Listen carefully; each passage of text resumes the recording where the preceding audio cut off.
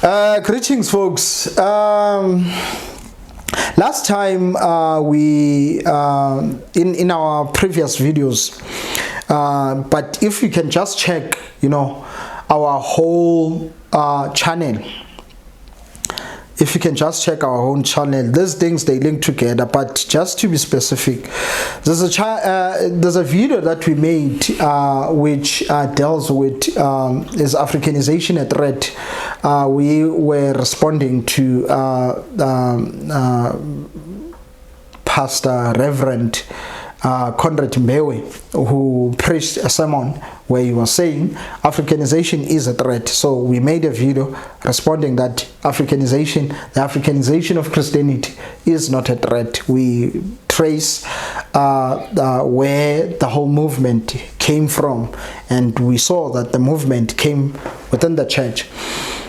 And then we recently made a video about, where we looked at our ancestors who protested against Protestantism. Yes.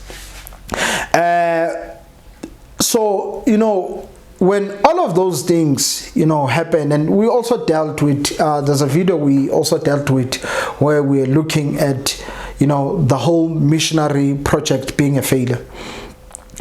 But we need to then look at, the context, of that missionary Christianity, that Eurocentric Christianity and its expressions, in South Africa and in the African continent as a whole.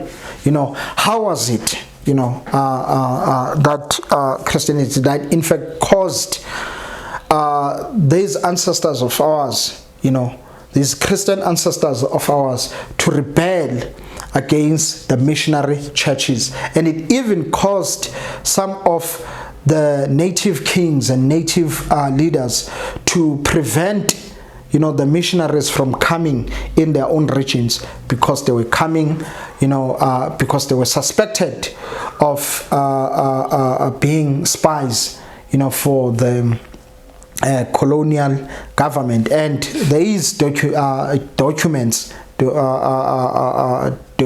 documentation which in fact reveals that they were indeed working with the colonial government, to such an extent that in his book The Land Is Ours, written by Advocate Ngugai Toby, he quotes Alexander Kinloch just in the early 1900s, where when he was asked about missionaries, she responded and said that few of them were good. Even Bantu Biko, in his writing, he has a lot to say about Western missionaries, and he even, accused them of being because of the style of their education, they created, the inferiority complexes among black people because of the demonization of black culture, and therefore black people who wanted to convert to Christianity were demanded, move from your culture, come on this side. You see, and then when they come on this side, that's where they feel inferior, because these guys had all of this thing where they were praising themselves, they were very arrogant, and demanded others to be like them, to imitate them. So the colonial expressions of Eurocentric Christianity in South Africa and in the rest of the continent. Theologically, I think there are three aspects that I want to look at. It's theology, culturally, and ecclesiology. Theologically, we know the peak of white supremacist Christianity and its expression, especially here in South Africa, was Anglicanism, and then in the Afrikaner Christian nationalism. Just after the formation of the South African Union, in 1910, the British were the powerful guys, They were the powerful guys. They were powerful economically and also politically, you see. And they oppressed not only the Boers, the Afrikaners, but they also oppressed the natives. So the British were operating under, Anglicanism. Everything has to be anglicized, the English language was forced on people, English values, everything was, about the English, you see. Even the Afrikaner had to be subjected to that, this is why you have people such as your Herzog, who was a prime minister back then. He fought to sort of like bring, Afrikaans into the same level as English, because back then it was also oppressed, you see. So in schools, in the various political spheres, he fought to make sure that at least Afrikaner and English were in the same level, you see. They didn't care about what the natives think. They didn't give they didn't pay any attention to them. The project of trying to anglicize, everything in South Africa, and you had the Anglican Church, which was in fact an expression of white theological imperialism. You see, obvious, they defended whatever they were doing, on theological ground. They were chosen people. God had, a great destiny for them. You see, they were chosen to Christianize the world. They were chosen to civilize the world. They were chosen to bring these nations into subjection to God. That's how they thought of that. And they had their own theological interpretations for that, you see. And the fact that they were a superior people, and these savages, these Boers, were beneath them, and they theologized, on that. And yes, the British 1910, they were running stuff, and then the Afrikaner were on their way, you see, because they were also part of the political sphere at that time. And they were also being oppressed, but not like us. So when the Afrikaner took power in 1948, took political power in 1948, there was this guy who wrote sort of like, he's the pioneer of Afrikaner Christian nationalism, Du Toit, Reverend Du Toit. They went back to him and took his writing, obvious, with others, and then they created this Afrikaner Christian nationalism, you see. And they also believed, just like the British, that they were chosen people. South Africa is a land which was given to them, just like Israel was given to the Jews.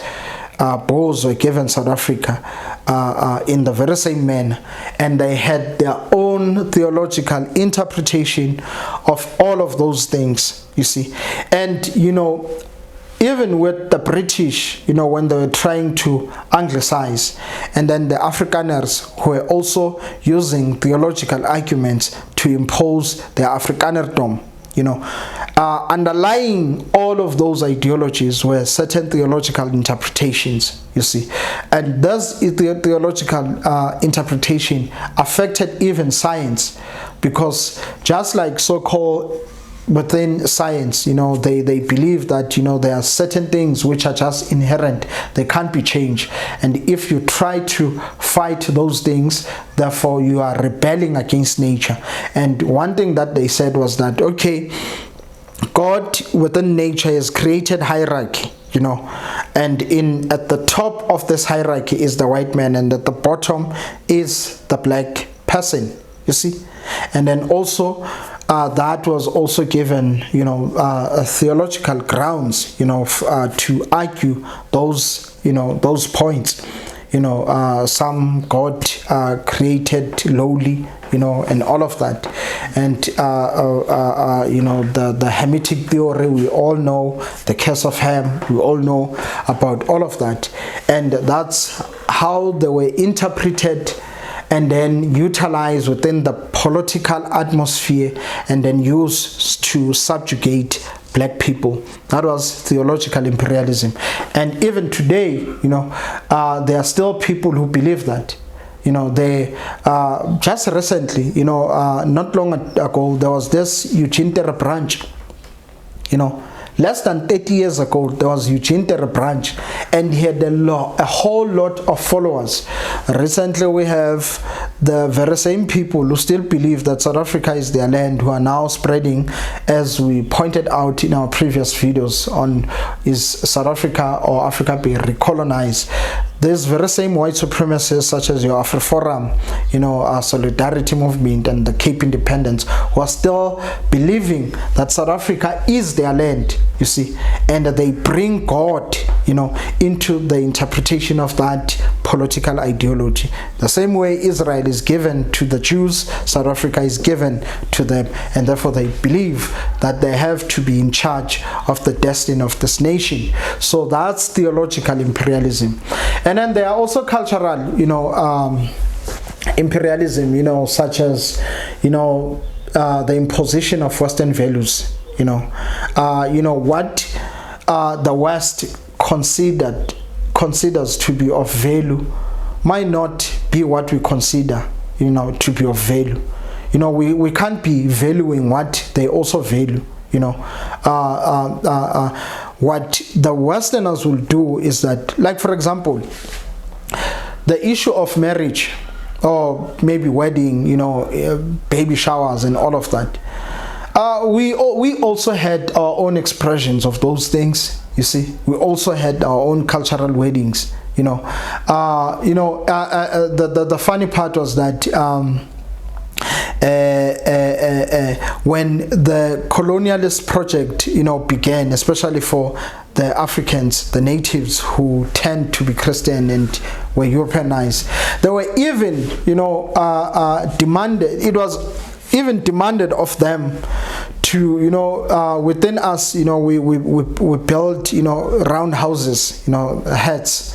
It was demanded of them to even change the way that they built their houses. It was so funny because, the way in which, the Europeans built square and, rectangle and all of that, L-shape, all those type of way of building was considered to be spiritual and civilized. The way in which we were building houses, was considered to be very barbaric and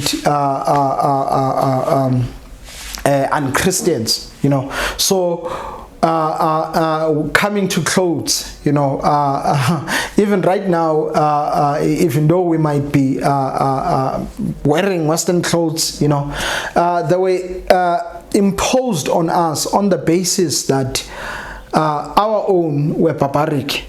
You see, we had to wear like the West. Right now we can't change that, it's fine, but we need to acknowledge how these things came into being, you see, and many other things. In the church, this is how you ought to sing. With us, we had our own ways of expressions, when we sing, when we dance. The Europeans, they like to stand, and sing their songs, standing, everyone saying the very same words, at the very same time. That's how they make their own music. And they considered that to be Christian and civilized. Our own ways was considered to be barbaric and un-Christian. Drums within the church, even when it comes to, livestock. There was certain livestock that the Christians who were converted, the natives were converted to Christianity had to be Europeanized, so they were not allowed to head, cattle. It was not allowed for them to do that, because that was considered to be un-Christians. These were cultural imperialism. You know, when another culture imposes its culture on other people, you know, that obviously is done for the purpose of trying to control, you know. And we know that within the Europeans, they took their particular European practices and mixed them with Christian universalistic claims, and therefore gave, you know, their culture some you know, transhistorical, transcultural, you know, claim. And that's how they then gain control of South Africa via this cultural imperialism. And then the last one, which is another colonial, which was another colonial expression of Eurocentric Christianity, comes with, you know, ecclesiological imperialism. And ecclesiological imperialism involve, you know, just you know, the colonization, you know, that takes place, you know, via the church. You see, churches were used, you know, to beat the nation. Churches were used to make sure you keep the nation in line. You have to keep the nation in line, you know, the natives in line, you know, and that was happening through churches. And through churches, you know, the natives ended up, you know, even inheriting Western ecclesiological conflicts. You see, because the Presbyterians and the Wesleyans and the Baptists were not friends in Europe. You see, they were fighting, and they had all of those things. When they were planting churches here in South Africa, they brought in those ecclesiological conflicts, and then the natives also ended up, you know, partaking in those ecclesiological conflicts, which had nothing to do with them. Even the very same Catholicism, Protestantism, you know, they brought their conflicts right here in the native lands, and then we ended up inheriting those conflicts via the church, you see. And then also the church was, you know, even the churches were just used even during the time of, you know, segregation, during the time of the Bulls, you know, from 48 going up. You know, there was even segregation which was put in law, where, you know, whites had to sit in a certain section in the church, and then blacks had to sit in separate sections, you see. And that was enforced within the church, you know. Passivity and docility were enforced, you know, within the church. But thank God that even with that, God was able to work through other men within the theological circles, within the cultural circle, within the ecclesiological circle, to rise up and revolt against what was in fact an embarrassment to Christianity. And thank God for those men whom we've talked about in our previous videos, who stood up and defended the integrity of the Bible, and defended the integrity of Christianity, and defended, you know, the image of Christ to the natives, to such an extent that the natives begin to understand that no, this is not what Christ is saying, it's what those guys are saying. And that was good. And the legally respect that Christianity is still left with within South Africa is because of the work which was done by those men. So those were some of the you know, how, you know, colonial Christianity, which was from Europe, express itself theologically. You know, it perverted the interpretation of the Bible to enforce theological systems which were oppressive in the natives. Culturally, they made sure that they take their Western particulars and then mixing them with Christian universalistic claims, and then gave their culture some transcultural, transhistorical claims, you see. And this was a problem. And then also, lastly, ecclesiologically. And this is one of the problems that we still need to deal with. You know, you still have Roman Catholic Church, you know, still points to Rome. Baptist, they still point to Europe. Wesleyan, they still point to Europe. Every time you want to know the origins of this thing, you have to go to Europe. You see, those are the things that we still need to change, because that's ecclesiological imperialism. Why can't we just change the name of these churches? We are the majority in these churches. Let's change their names. There's no need for them to be here and yet still call back, to Europe. Every time you have to study them, you have to go to Europe, and that's a problem. Yeah, but this is just what we wanted to share. I hope this video is, to some extent, causes you to think around these issues. And it's completely fine for Christians to be talking about these things. It's not like you are being political or what. This is a matter of truth and lies, exposing truth and rejecting lies, you see. So this is what we're all about. So if you have any comments, critique, please leave them in the comment section. Don't forget to like, subscribe the video, and share the content. Continue being blessed, and continue watching and supporting what we are doing here. Bye bye.